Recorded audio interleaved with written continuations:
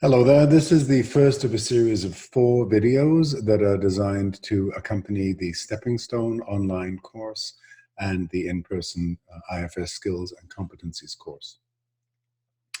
After each module, which on the online course would be the first meet and the first weekend for the in-person course, there's certain key points that I want to make sure are covered and that you get to take away. And there's often a lot going on when we're meeting.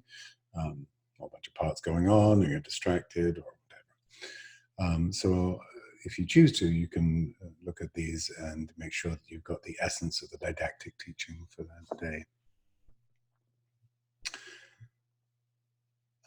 So the first piece, IFS, what does it tell us? It tells us that we exist as a system, that the personality is multiple, we're all multiple.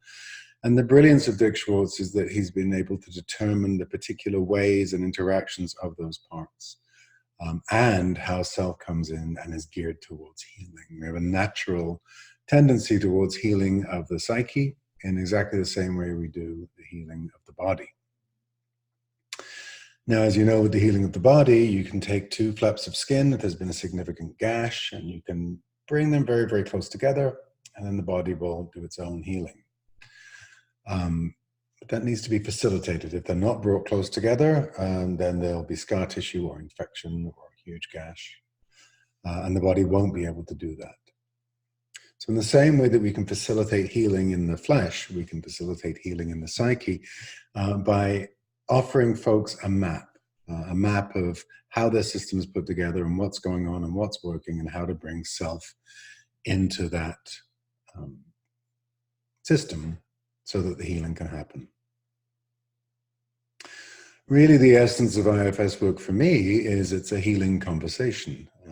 I hold as much self-energy as is available for me. I then invite the client to hold as much self-energy as is available for them as they bring their attention to the parts that are getting their attention, asking for help. When they do that and the protected parts are respected and loved and they feel like they're appreciated, they will let you into the parts holding the distress, and then the parts holding the distress, once witnessed with compassion fully, no longer need to hold the distress, and they can release it. Once it's released, the protective system can relax, and there's more balance and harmony in the system.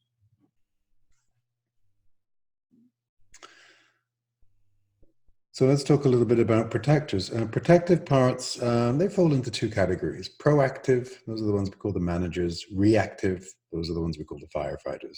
By and large, that's how they fall. The reason we want to determine if a part is a protector or an exile is it will inform how we work. If it's a protector, then we want to invite it to allow us to get to know the exile that it's connected to. It seems to me that the protective system is a bunch of parts that love the exiles. The proactive ones are doing their best to make sure the exiles don't get triggered into their distress. And then the reactive ones are distracting from them when they do and taking the system into a different state. The proactive ones, the managers, they're trying to ensure that the exiles don't get triggered.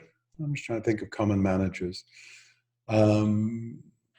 People pleasers. If someone's got a chronic people pleaser, it's probably doing that if it feels compelled to do that. It's doing that so that an exile doesn't get triggered. And the exile may be, it's not safe if you don't please people. I have no worth unless I'm pleasing people, whatever it's picked up along the way.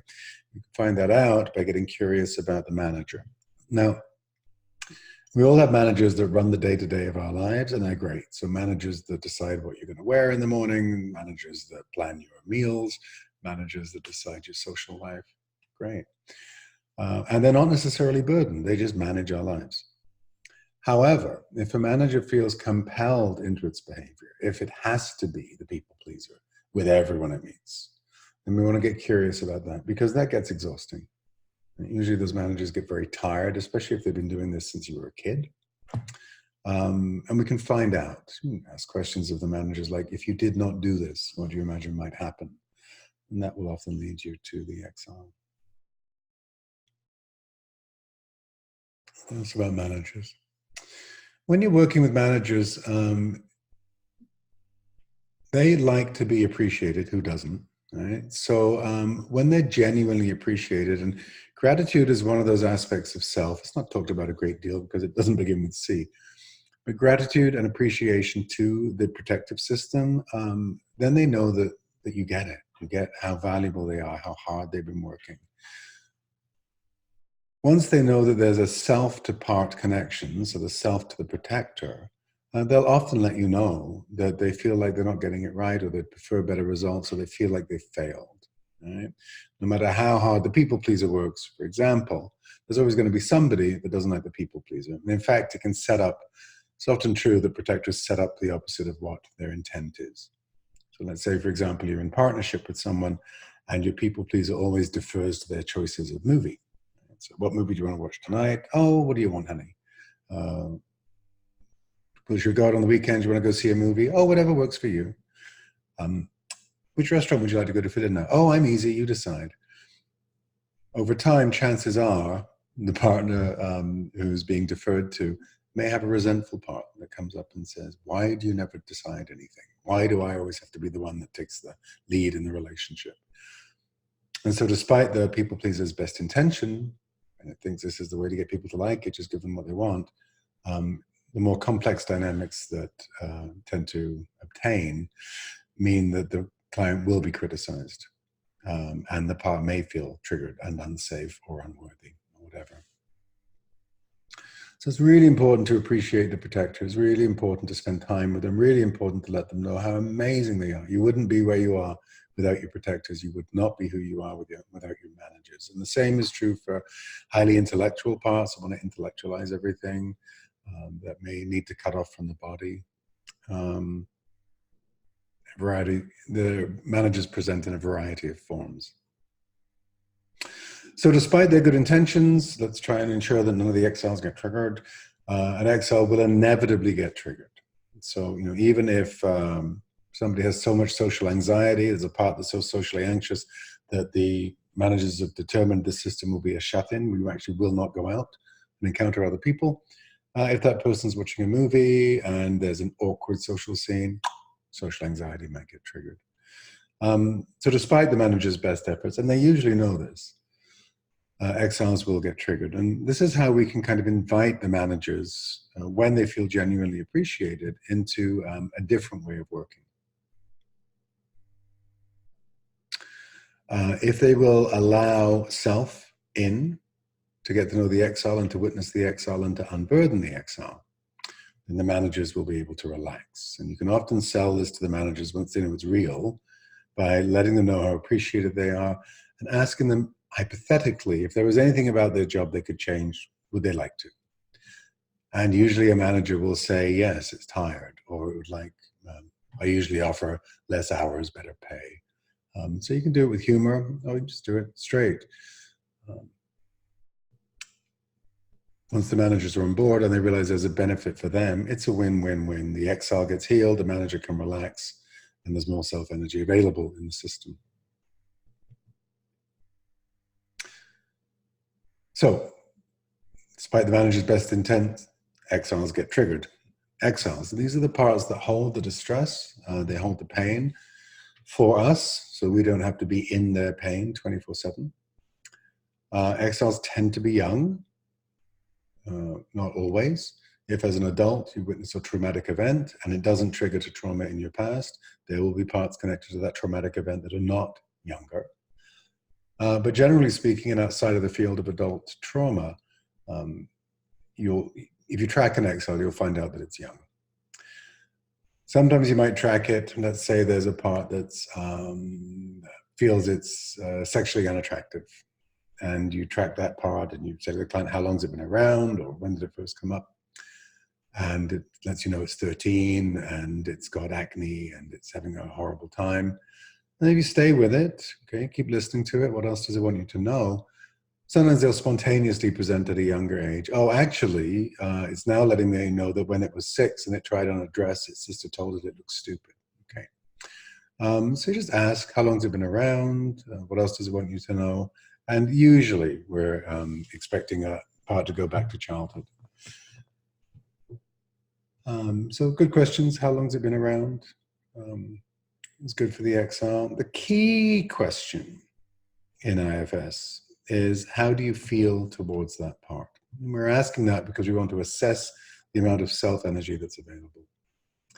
We need a critical mass of self-energy to do the work, enough curiosity, enough compassion. You're never going to get 100% self-energy unless you happen to be the Buddha or the next manifestation of the Christ, in which case that's great.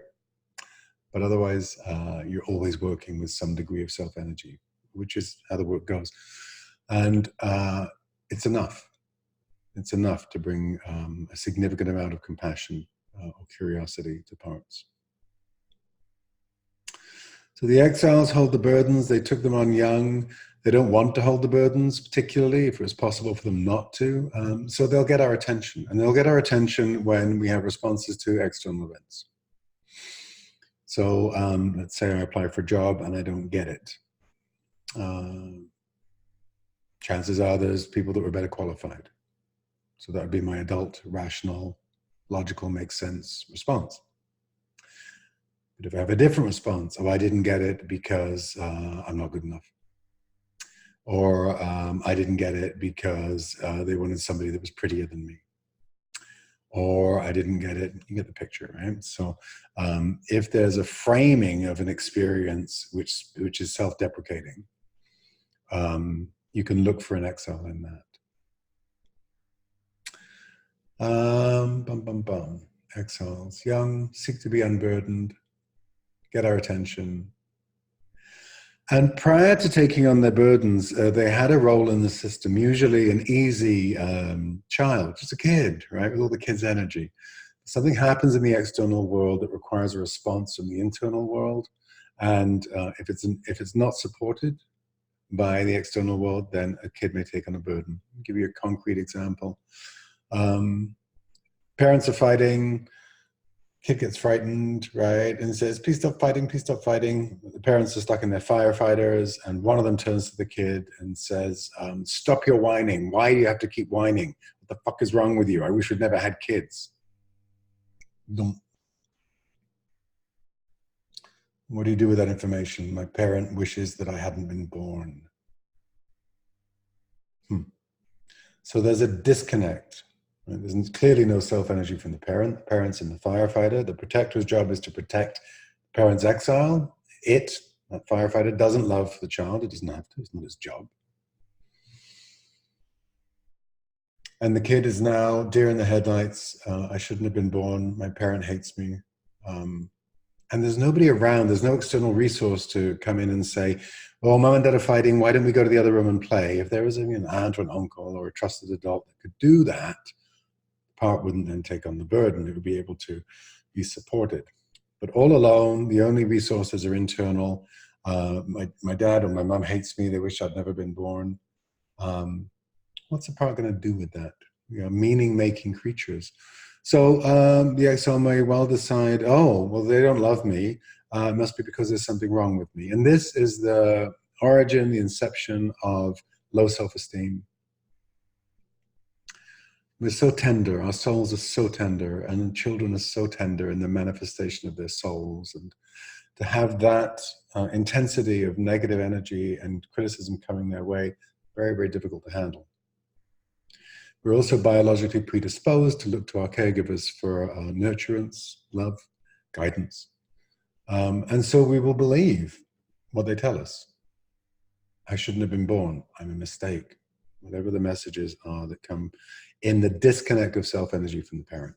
And that disconnect is what happens when a part blends, in that example, when a firefighter blends with the parent. Those firefighters don't love the kids. And you know that within yourself. If you look at times when you become enraged with someone that you care about, someone that you love, that enraged part doesn't love them.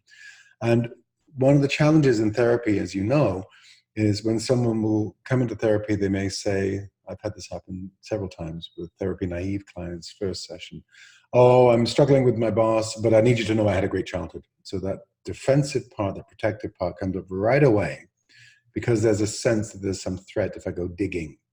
Maybe My childhood wasn't that great.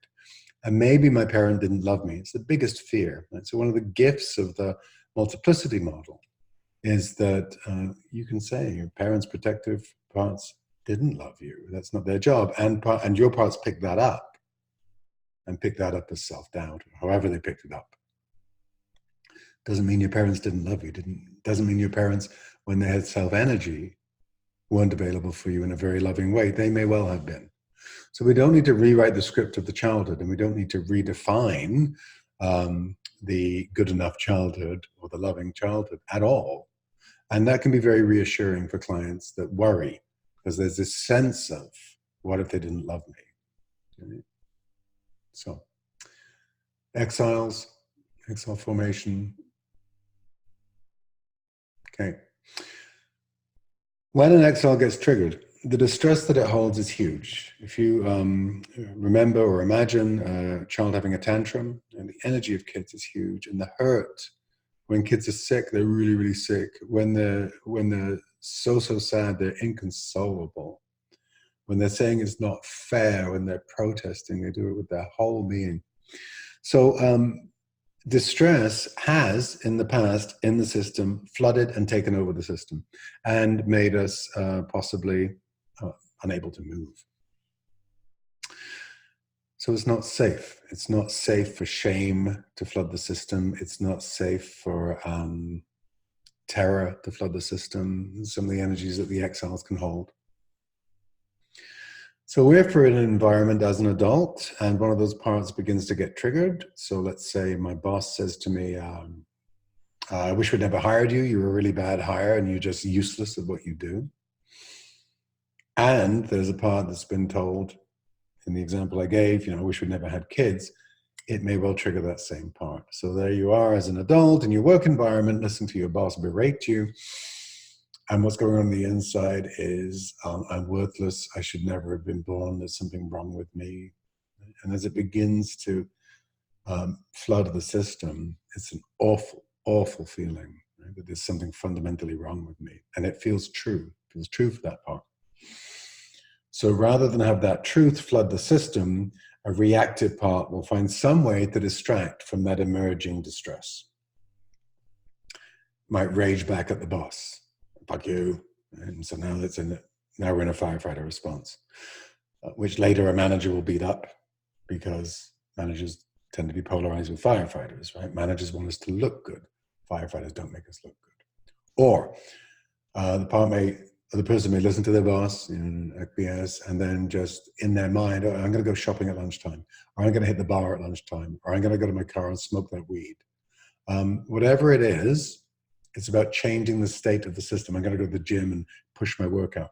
Changing the state so that we're not flooded with distress, shame, terror, whatever else the exile might be holding. So you can see how valuable firefighters are, and how when the only resources you have are internal, they need to step in and do what they do, distract from the exile, change the state of the system. You can see how valuable managers are. Just do things, behave in the world in such a way that means these exiles aren't going to get triggered. And they work real hard to do it. So it's not hard to find an appreciation for these parts once you get the clarity that this is what they're doing. Now, chief amongst the firefighters, and worth mentioning, is the suicidal part. So that's the ultimate changing the state of the system. When you're working with a suicidal firefighter, I will usually work direct access, which means I'm talking to it directly. There's two forms of direct access. Speak to the part as a part. So ask the client, can I speak to your suicidal part? Or just speak to it directly if it's blended, if it's taken over the system. So if it's, I just want to die, and I say to the client, do you hear that part? And the client says, I don't know what you're talking about, part, I just want to die. Well, that's a blended suicidal part. But if the client's referencing the suicidal part, if they're not in it, I'll say, okay, can I speak to that part? And we do that because the suicidal part scares a lot of the other parts. We want to attend to it first. And what I'll usually say to a suicidal part is, hey, my guess is that you know that there is a lot of pain in the system. Is that right? I always get a yes.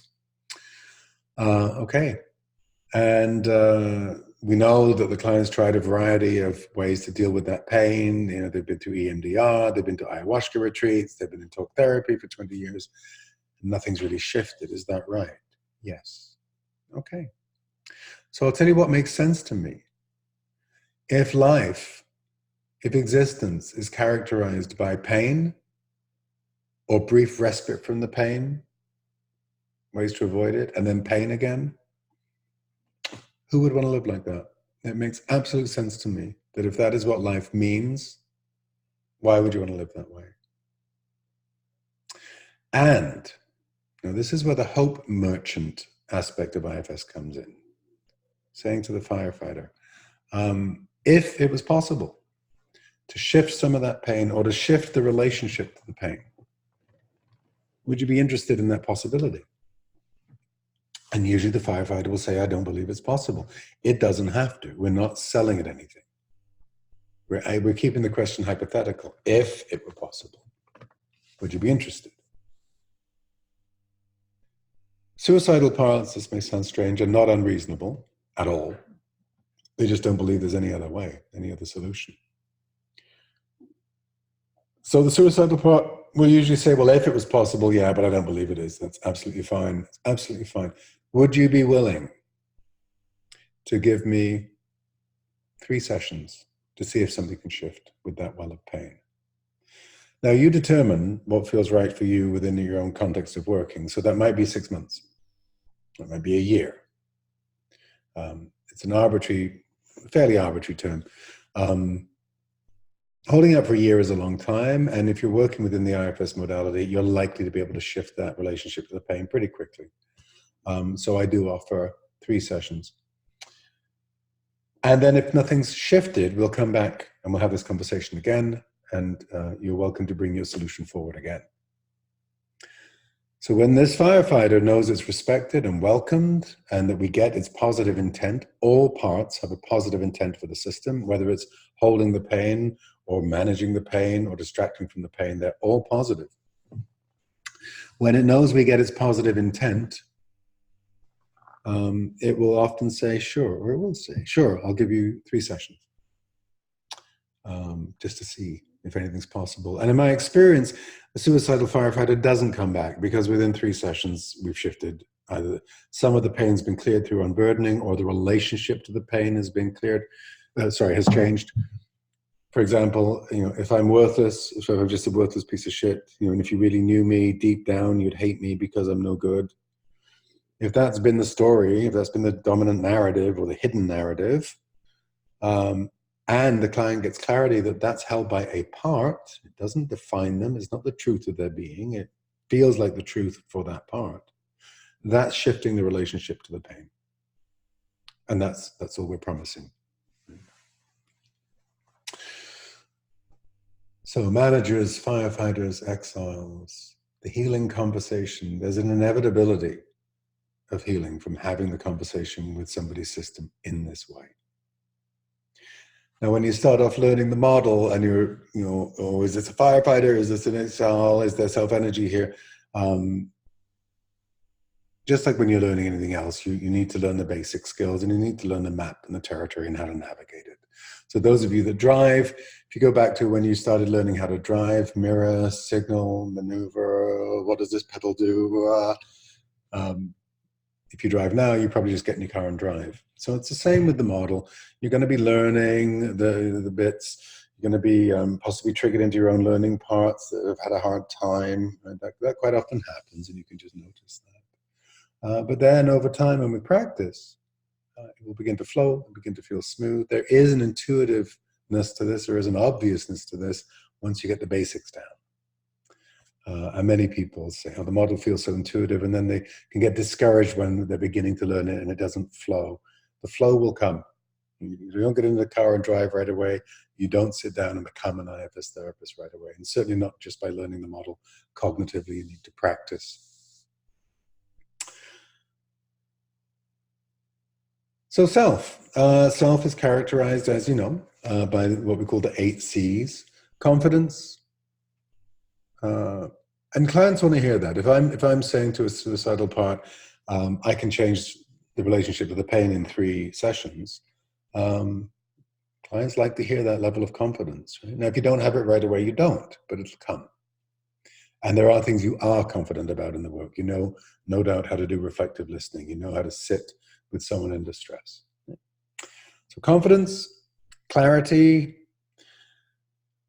Clarity is a really interesting one for me because we can invite parts, if the client's not understanding what a part's saying, invite the part to present it with more clarity so the client can understand it. Oftentimes when there's been work with burdened, exiled parts that perhaps were longing for connection with mom or dad or caregiver, being neglected, right? Those parts, often they hold a longing for the parent, like, I really, really want you to see me and know me and love me, almost a desperation about it.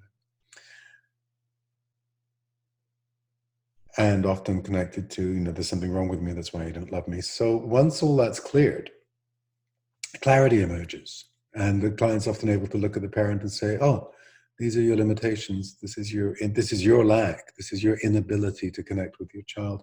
How sad, because that is sad. There's a tragedy about that. But it's not my fault and it's not mine. So that clarity comes in, right? As human beings, those of us that are parents, we have limitations. And we get blended parts, and we've got parts that we've taken on from our family of origins that may believe it's okay to shame our children, for example. Those are good parts to get to know, even if they're uncomfortable to realize, because then you get clarity on where that came from for you. And then in terms of being in blended parts and perhaps parenting poorly or blended parts and engaging in fights with your partner, once you get clarity on that, you can make the apology, do the repair. It's getting off track a little. Calmness of self, ease, relaxed. If you're beginning a session, you might want to check your body. Right? Look for tension, breathe into the tension, release it, see what parts are up, contributing to the tension, and let them know you've got this. Calm is also an aspect of mindfulness, and mindfulness is sometimes seen as holding self-energy when you're in a meditative state. Holding the calm, yes, but often there's an observer part, which is blended with that calm, that's observing the rise and fall of sensation or parts, but not engaging. Self engages, self is connecting. It's another one of those C's, is connectedness. Connectedness to the parts, connectedness to other beings, connectedness to the planet, connectedness to the world, connectedness to our divinity, however that connectedness presents. Creativity, really helpful in the work. You can get creative around how you're asking questions, how you're helping clients navigate the map. You can bring in some play. It's nice. It's nice to be able to do. Curiosity. Yeah, I'm fascinated by how other people's systems manage this difficult thing we call, living as a human being. How do they work that through? And that curiosity really helps me to help a client to hold their curiosity too. In order to do that, my parts that believe they know all sorts of things about people, or how to give them advice, or how to be the expert on their experience, and they need to put them right back. Because in fact, I have no idea where the work's going to go with the client. And I don't need to, because I can trust the client's self and the client's system to do what needs to be done. So it takes a lot of the pressure off of other therapeutic modalities where we have to be the expert or produce outcomes or whatever. The job of the IFS therapist is you hold as much self-energy as possible, and you help the client to notice their parts. You get permission to be a parts detector. Once you've got that, you help them to notice their parts. And noticing their parts gets easier and easier as you do the work. A part presents with whatever is presenting with it doesn't feel like self-energy. So let me finish the self piece, and then we'll talk about how to discern self from parts. Curiosity, compassion. Compassion is what heals. You can facilitate an unburdening with curiosity alone, With parts that hold deep, deep distress, core shame, deep terror, you need to be met with compassion. The world is not safe. I'm not okay. That needs to be met with compassion. And it's an awful, awful place to be. I'm not safe. I'm not okay. And if you sit with that for a moment, you'll realize it is not hard to find compassion for people that hold those parts and their children, usually, that have taken on these beliefs about themselves. And then the system's tried to manage all that for the rest of the client's life. So when we can come to these parts with compassion, it's such a gift. And then when we can invite the client to bring their innate compassion, everyone has self-energy. We help them find their compassion by helping them notice the parts that are getting in the way. And then once they've found their compassion, they can bring their compassion to their parts. So the healing, the transformation is intra-psychic. They're working within their own psyche. And lastly, courage. Courage, for me, it's the wisdom to take risks when those risks are informed by the heart. So if something's going on that's just not right, or that's my social activist part, or if you're looking at a client's system and you sense that there's, they're saying, oh, I feel compassion for that part. Yeah, I really, really care about it. And you're sitting there, oh, that feels like there's something else here. The courage as the IFS therapist is to say, I hear what you're saying. I want you to check, because this may be a self-like part, or it may be that this part that's talking about compassion is trying to manage the situation. Maybe have a look and see. It takes courage to bring that forward. And we have it. We have that courage as part of our own self-energy.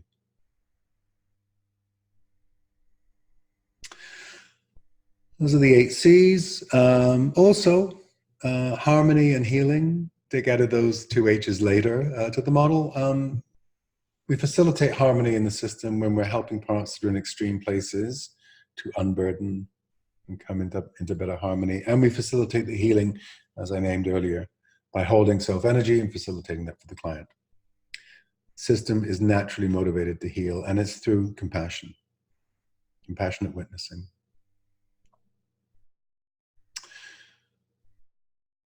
Okay, so fundamental to all of this, one of the things I adore about this model is there's nothing wrong with us. There's nothing wrong with you. There's nothing wrong with me. There's nothing wrong with your clients. Nothing. There are parts that may be in extreme places. There are parts that may be acting in extreme ways, extreme behaviors, because they're connected to parts that are holding extreme distress.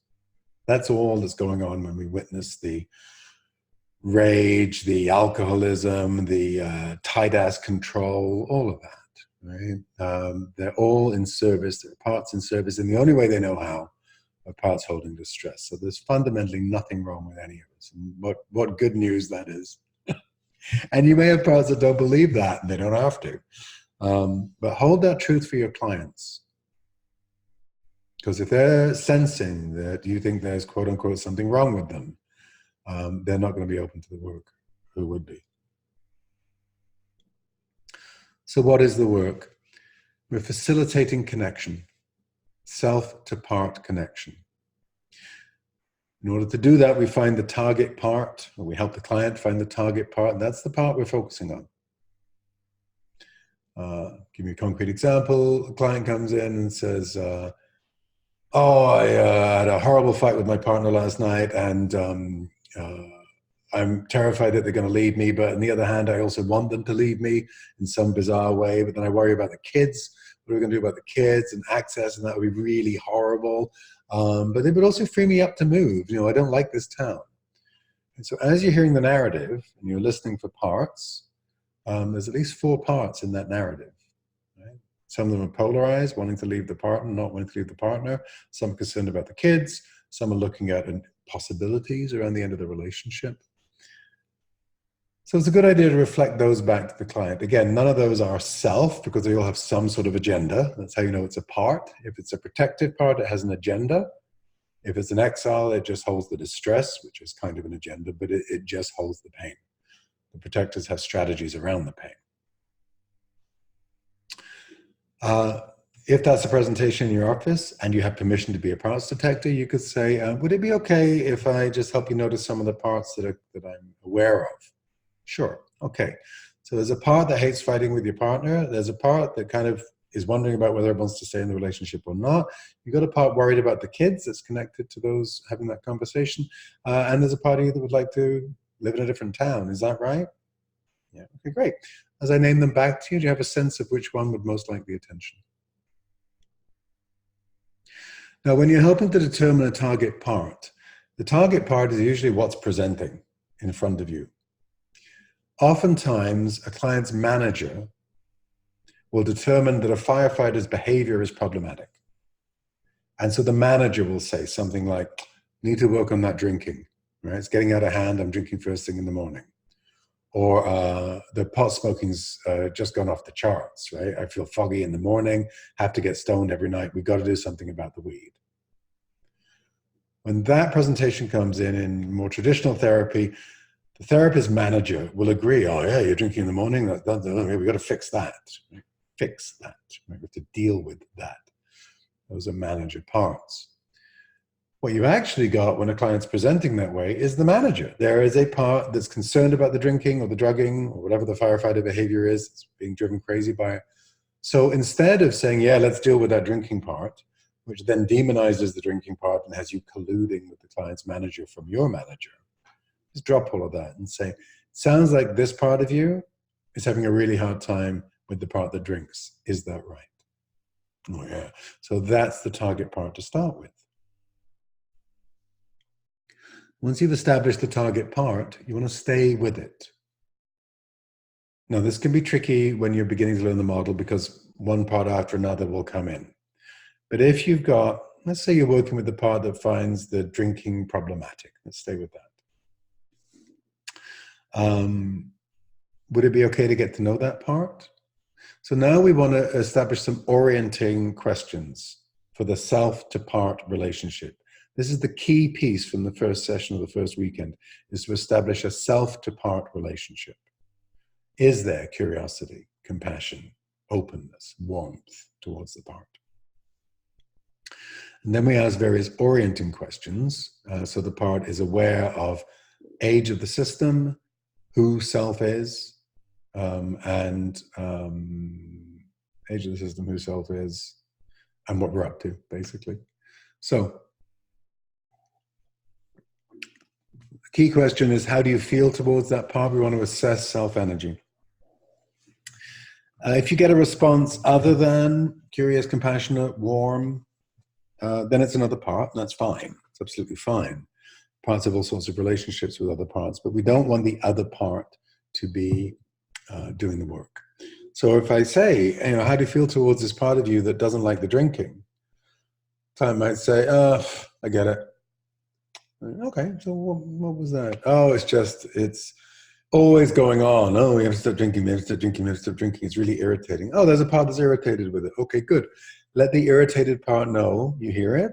It's absolutely fine. It has every right to be irritated. And then ask it if it will soften back and allow you to connect with this part, because it's only in getting to know this part that things can begin to shift. The irritated part then softens back. How do you feel towards this part now? This one that doesn't like the drinking. Well, I sort of see his point, but it feels like it's really authoritarian to me, and I just want to be able to relax after work. Okay, good. So this sounds like a part that doesn't particularly like this one, or wishes it would tone down or something. Yeah, that's it. Okay, good, great. Let that one know you get it. Ask that one if it'll soften back too. We keep this process up until at some point what emerges naturally in the client is, I'm wondering why it's so insistent. So there's your curiosity. Once you've got some self-energy now that the other parts have pulled back, they're like curtains in a way, let it know that. Let it know you'd like to get to know more about how come it's so bent out of shape by the drinking. And then see how it responds to you letting it know that. So we've got the self to part connection and the part to self connection. We want to make sure that they're there.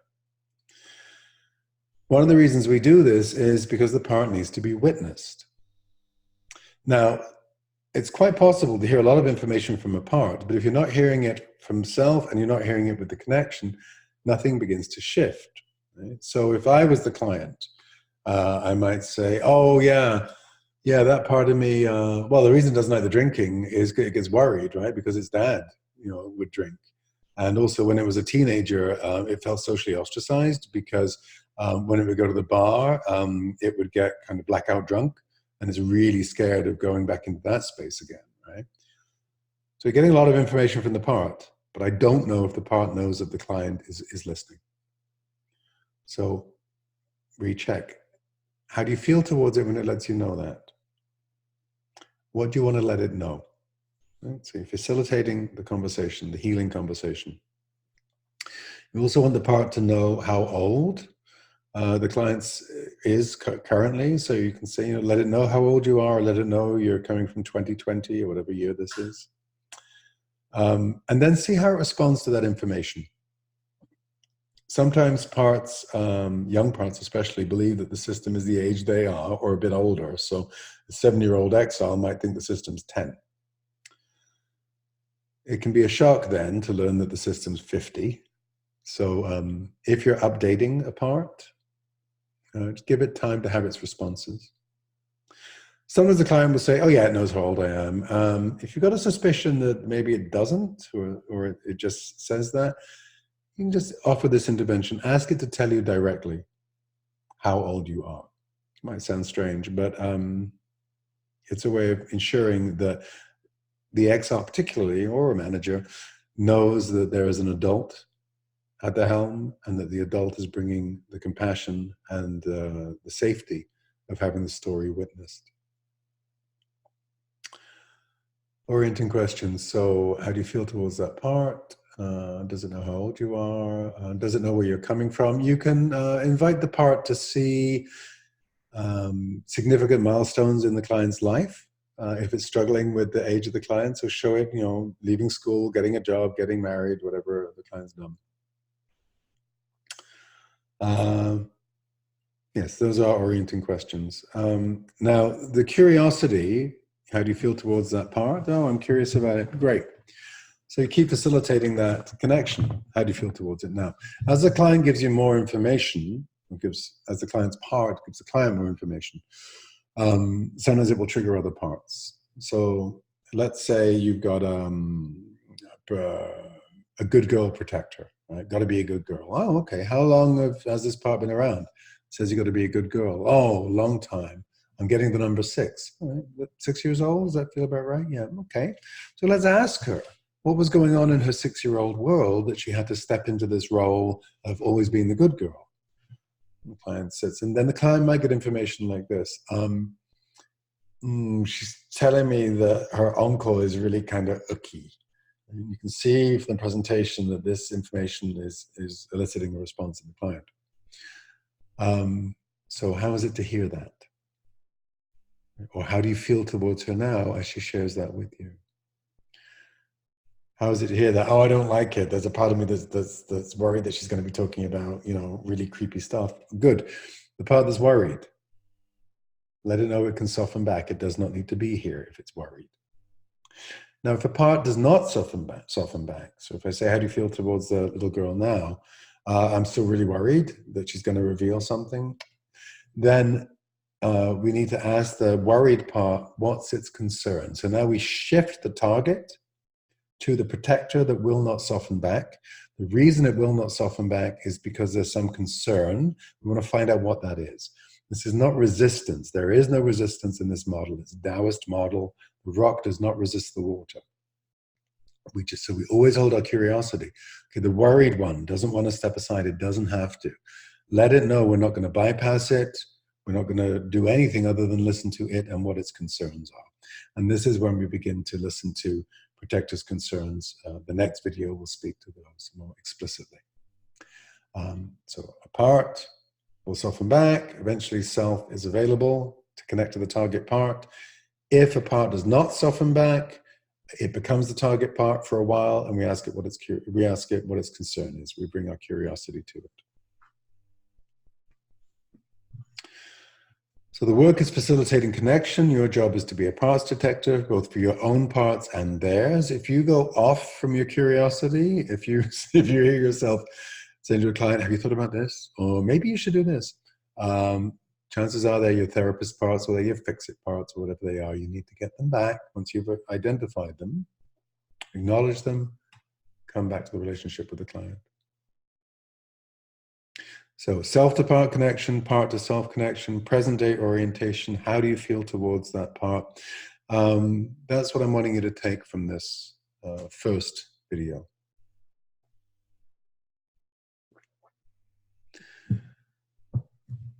Couple of things to add. Common early mistakes for a beginning IFS therapist. People ask the question, how do you feel about that part? That's not a connecting question that puts me in the head. So watch out for that. The question is, how do you feel towards? Right? It's always a towards. There's a connection in the word towards. So see if you can find a way to hold that for yourself. How do you feel towards that part? Often beginning IFS therapists will feel a need to explain the model. You don't need to. And you may. You may have a client that really enjoys having a cognitive framework for what we're doing. Other clients might just dive right in. So you could just start with the presentation, ask if, let them know that it sounds like there's different parts of them that are presenting, and you can just start by reflecting back in parts. Oh, it sounds like a part of you is worried about the relationship with your partner. Another part of you is saying you might want to leave. And it sounds like there's a part worried about the kids. Is that right? So you don't need to explain the model at all. If you choose not to, you can just go straight into the work. Or you can. But be cautious around, is this your need, your parts need to explain? And if so, why? Get curious about your own parts. Sometimes beginning therapists feel they need to define self. You don't. Right? And it can often lead to an abstract conversation or sometimes a parts war where your part that needs to explain it needs the client to get it. The client says, I don't know what you're talking about. I don't think I have self-energy. You don't need to define self. It's there. It's there. It's the backdrop. It's the core of who we are. And it's those qualities that manifest. Sometimes people use the language of being in self. Are you in self or are you not in self? It's not particularly helpful. Is there enough self-energy around? So when you let that, so you say to the client, when you let that part know that you care about it, how does it respond? And if the part says something like, it doesn't believe me, I'll say, well, check to see if you really do care for it in this moment, or if there's another part that's wanting to kind of bring in some sort of agenda, like making the work go quicker or fix it or whatever it might be going on. The biggest guide to this work is the protective system. The client's protective system will let you know absolutely how the work needs to go, how it needs to be safe. Our protectors are amazing, and you can trust that. You can trust the client's protective system to do that. That's why it's there.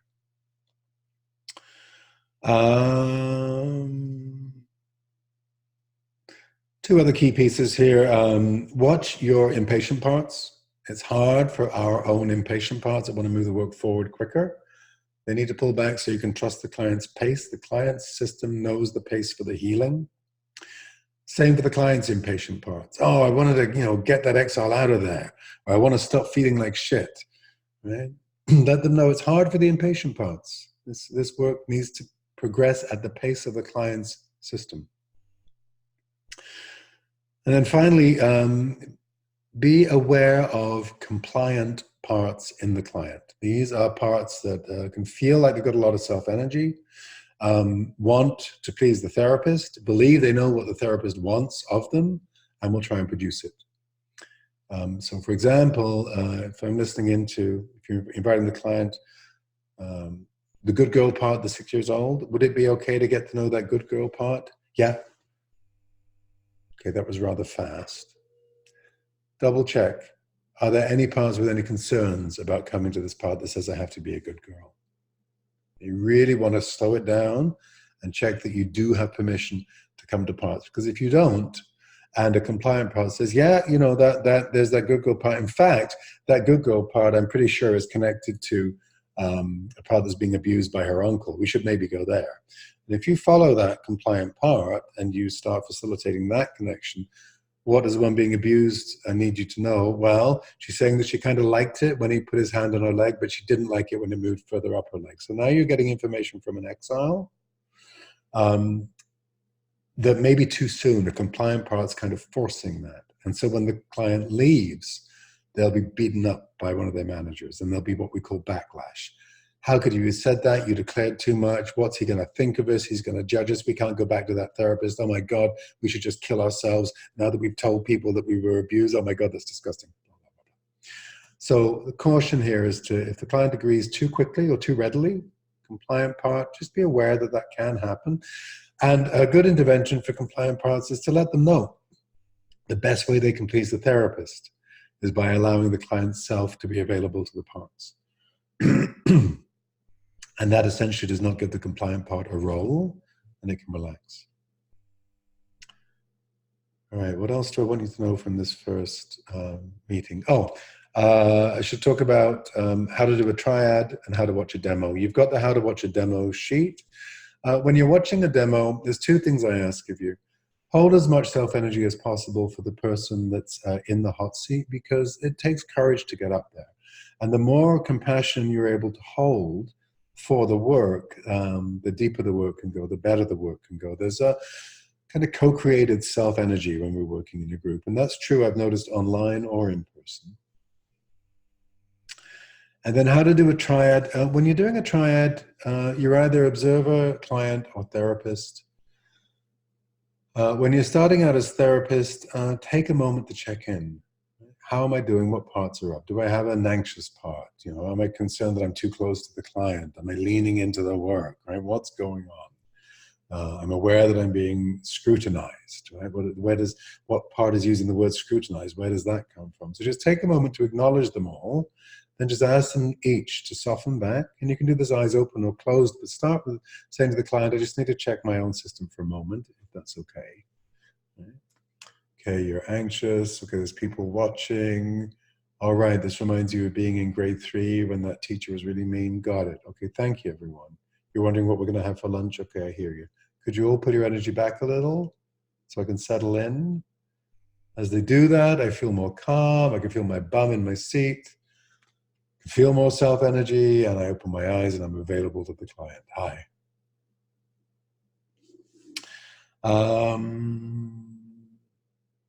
That's in the therapist role. If you're watching a triad, you're doing two things when you're watching the triads and when you're watching the demos. You're holding as much self-energy to support the work as is available to you. You're at the same time trying to cognitively process and figure out questions and choice points and how the work's going. So it's a tall order. It's multitasking at first. If you're observing the triad, notice what's going on in your system. You'll get a lot of information about parts of you that can get triggered. If you find yourself drifting off, dissociating, you just lost the last 5 minutes, you've been thinking about what you're going to have for supper, they could be parts that are getting triggered by something in the material that you're watching. So it's always helpful to get curious about what's going on in your own system. And then as observer, you can offer your feedback to the therapist. Do not offer feedback to the client, because the client role is really vulnerable, and we don't want people to feel that they're exposed and that there's going to be a commentary on their work. So you're always giving feedback to the therapist or information about what came up for me, for you. Okay, I think that's it. Session 1, adjunct. Please do not share this with anyone that's not in the course. But I hope that this is a helpful refresher or clarification of what I hope I covered in the first weekend of the first session. And if I didn't, here it is. Okay, be well. Bye-bye.